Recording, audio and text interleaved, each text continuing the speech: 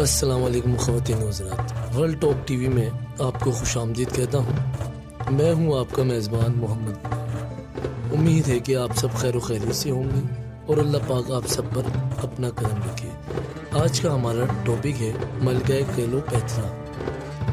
موضوع شروع کرنے سے پہلے آپ سب دوستوں سے گزارش ہے کہ میرا چینل سبسکرائب، شیئر اور لائک ضرور کر دیں۔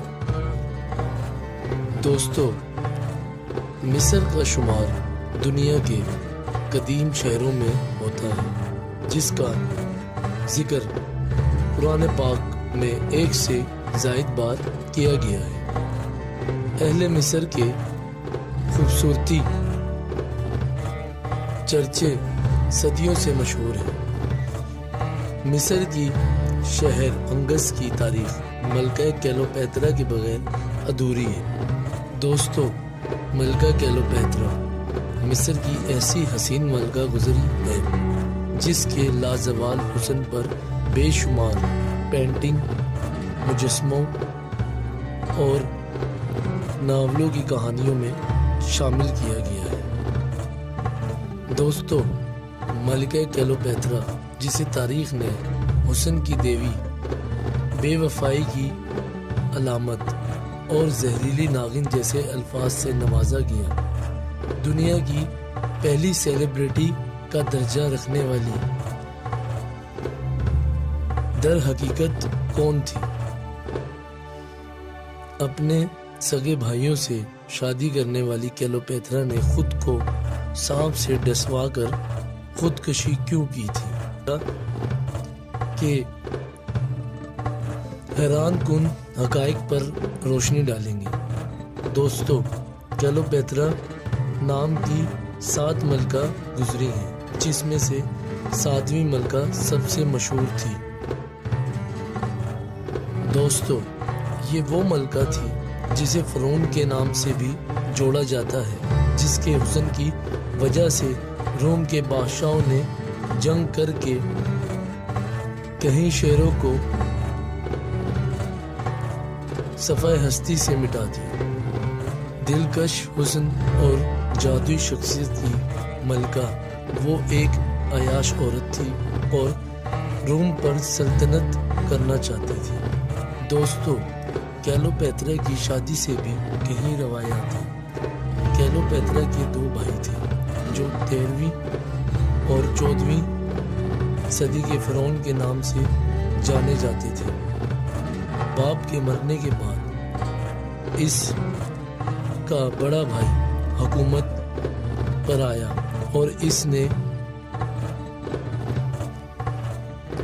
11 سالہ کلیوپیٹرا سے شادی کی۔ پھر اس کے بڑے بھائی کے مرنے کے بعد چھوٹے بھائی نے حکومت حاصل کی اور اس نے بھی کلیوپیٹرا سے شادی کر لی، پر اس بار کلیوپیٹرا 18 سال کی بھرپور جوان اور اس کا شوہر 13 سال کا نابالغ لڑکا تھا۔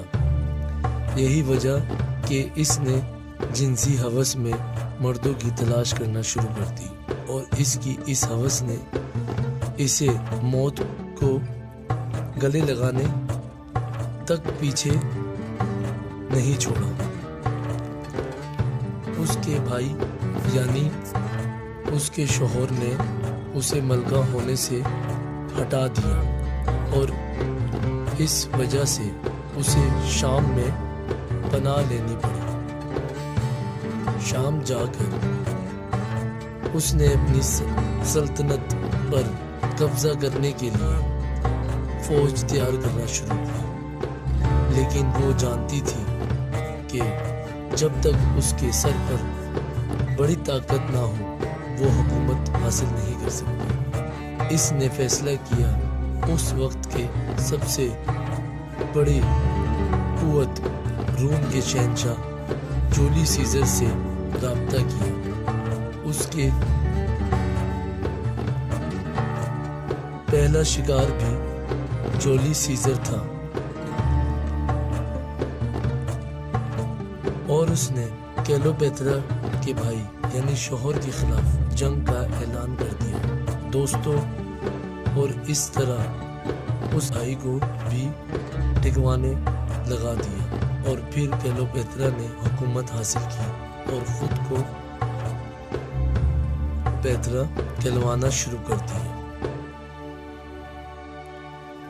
حکومت کے معاملات حل کرنے کے بعد وہ دوبارہ جولی سیزر کے پاس آئی اور اس کے رانی بن گئی، پر اسی دوران جولی سیزر کو اس کے دوست نے قتل کر دیا۔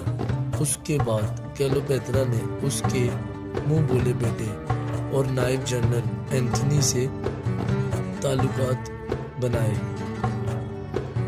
اور پھر اس کے 3 بچوں کی ماں بھی بن گئی۔ ان دونوں کا تعلق کچھ عرصے بعد جنگ کی سبب بنا۔ جنگ کے دوران بھاگ گئی اور اس ہوس میں اس نے اینتھنی کے دشمن سے بھی عشق کرنا چاہا، پر وہ ناکام ہو گئی۔ اس ہونے کی وجہ سے کلیوپیٹرا سے برداشت نہ اور اس نے اپنی خادمہ سے کہا ایک کوبرا سانپ منگوایا اور اس سے ڈسوا لی اور خودکشی کر لی۔ اس طرح کلیوپیٹرا کی کہانی کا انت ہوا۔